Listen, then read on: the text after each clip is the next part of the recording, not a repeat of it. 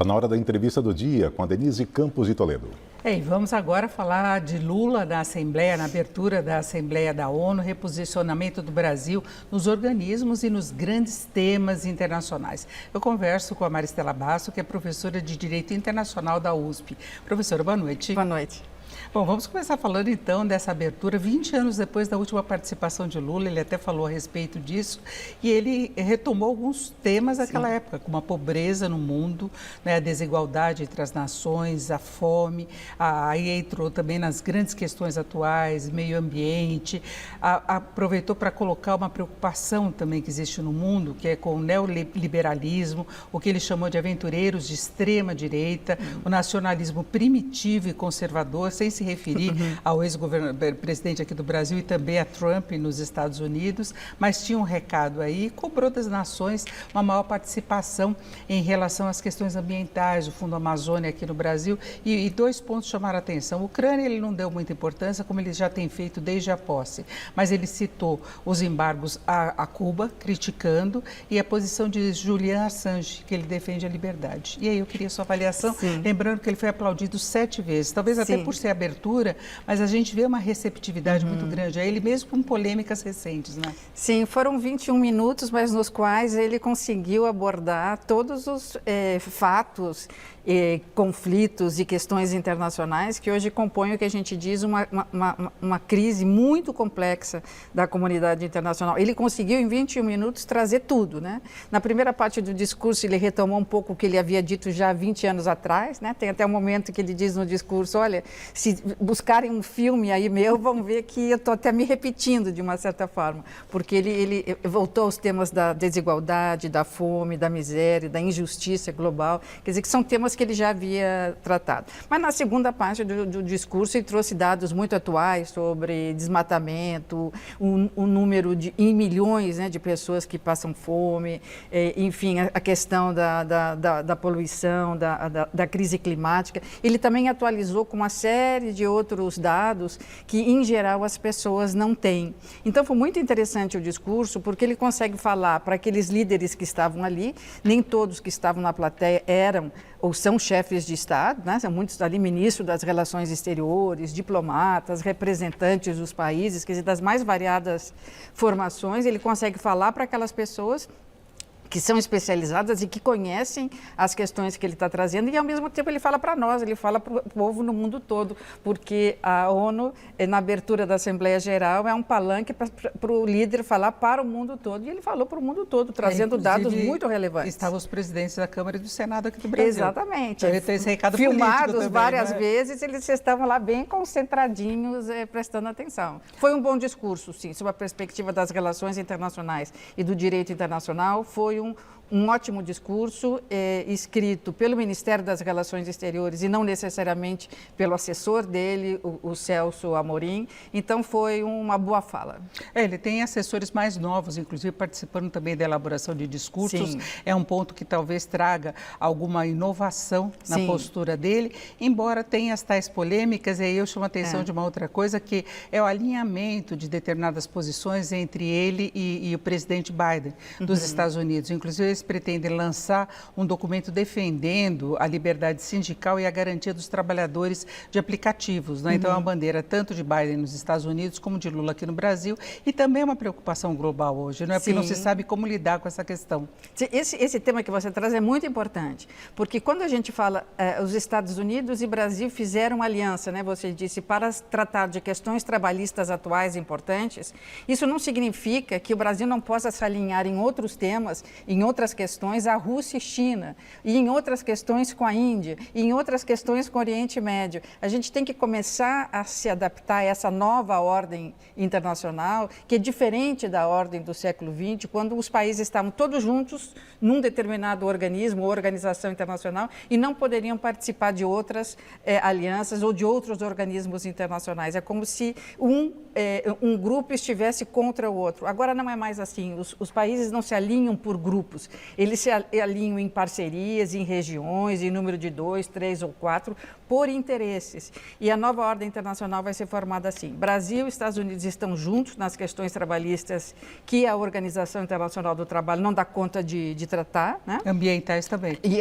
ambientais também, mas em outras questões ele está com a Rússia, em outras questões ele está no BRICS. Então a gente vai ter que se acostumar com o fato de que estar com uma aliança, com um país num determinado tema, não significa que ele está contra os outros em outros temas. É assim que nós vamos ver o mundo. É que ficava uma certa dúvida por críticas que Lula tem feito diretamente Sim. à postura dos Estados Unidos, por exemplo, em relação a Cuba. Né? Eu citei também Julian Assange. Ele não tem uma postura muito clara em relação à guerra entre a Ucrânia e a Rússia, tendo até uma postura em relação a Putin, que é diferente dos países ocidentais. Recentemente, inclusive, teve toda aquela polêmica quanto à possibilidade de Brasil até sair do Tribunal Penal Internacional. Lula deu uma demonstração que não tinha muita informação a respeito disso, não tinha conhecimento, tentou remendar ao ser questionado se Putin seria preso, no caso de vir para o Brasil, por violações de direitos humanos na guerra. Não é? Tem essa ponderação. Foi uma gafe. O Lula precisa, na perspectiva internacional, uma certa calibragem, né? Ele, na verdade, goza na comunidade internacional de um prestígio que faz com que todos, né, a comunidade internacional, não só as pessoas, os povos, as nações, mas os chefes de Estado, os chefes de governo, olham para o Lula sempre com uma certa condescendência, né? Como olharíamos para o Lech Walesa, como olharíamos para o Mikhail Gorbachev, ou seja, são pessoas, são políticos de alma que construíram aí a democracia que a gente conhece a partir dos anos 80 e 90 e que gozam de uma certa... não, deixa ele dizer, ele disse, mas na verdade ele não quis dizer isso. É uma boa pessoa. É uma boa pessoa. Eles confundem um pouco a obra com o homem, né? E o Lula gosta um pouco disso. O Lula não deveria ter falado de Cuba, até porque não são ilegais as medidas. Não deveria ter falado do Assange.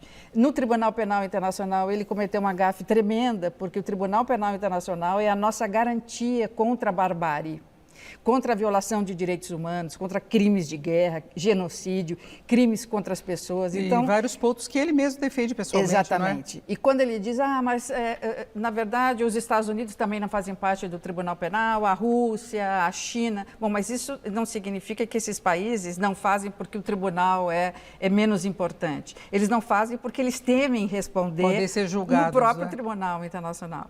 Então, o Lula precisa só ter essa calibragem para não comprometer aí o Brasil enquanto nação com bandeiras que são completamente descabidas, né? Defender Assange, defender Cuba, defender Nicarágua, defender Venezuela. Quer dizer, são momentos em que ele não precisa dizer tudo, né? Ele tem que silenciar e deixar que o interlocutor presuma. É que quando se chegou a esse ponto aí do avanço do BRICS, com várias ditaduras participando, com a China também, a gente sabe que tem uma disputa pelo protagonismo entre China e Estados Unidos e tem essa questão específica dos países ocidentais e Estados Unidos contra Putin na guerra da Ucrânia. Sem dúvida. Então fica aquele temor de que o Brasil possa dar um passo que tenha um custo em termos diplomáticos muito grande. Sim. Né? E por enquanto não se percebeu, pelo menos por essa participação de Lula. Não, é porque ele vai nesse bate e assopra, né? Então ele vai falando que vai sair do Tribunal Penal Internacional, mas depois ele não fala mais nada. Aí ele fala de Cuba, mas também hoje na ONU já falou de uma outra forma, bem mais amena do que ele falou em Cuba na reunião do G77 essa semana. Então a gente não sabe exatamente, nós sabemos, né? Mas a comunidade internacional olha para ele e diz, não, mas não é bem isso que ele quis dizer, eu acho que ele falou um pouco demais. E como eu disse, ele vem com esse DNA que todo mundo gosta, né?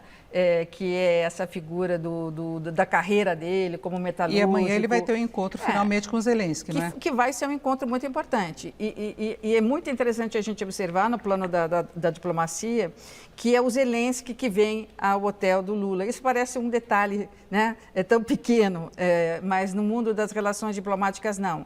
Eles poderiam ir para um lugar neutro, né? O Zelensky poderia ter exigido um lugar neutro, mas é o Zelensky que vem e dá esse passo de vir até o hotel do Lula. Isso é muito significativo. Muito provavelmente já foi feita aí uma costura entre Zelensky e Lula, ou seja, entre Brasil e Ucrânia, no sentido de que Lula não quis dizer exatamente isso, que, na verdade, ele já prevalece o que ele disse hoje na ONU, quando ele fala, passa desapercebido, mas não deve passar. Quando ele diz que só são admitidas guerras que acontecem dentro do âmbito da Carta das Nações Unidas, aquelas guerras que se justificam, né, pelo direito internacional. Quando ele fala isso, ele já desautoriza completamente a Rússia nesse... Não sei se ele sabe que ele falou isso, mas ele falou. Né, ele desautorizou a invasão da Rússia na Ucrânia. Então, muito provavelmente, essa nota de rodapé também foi costurada para que o Zelensky pudesse se aproximar dele na reunião que vai acontecer amanhã. E aí vamos conferir. Eu agradeço muito a participação de Maristela Basso, que é professora de Direito Internacional da USP. Mais uma vez, obrigada, boa noite. Com vocês.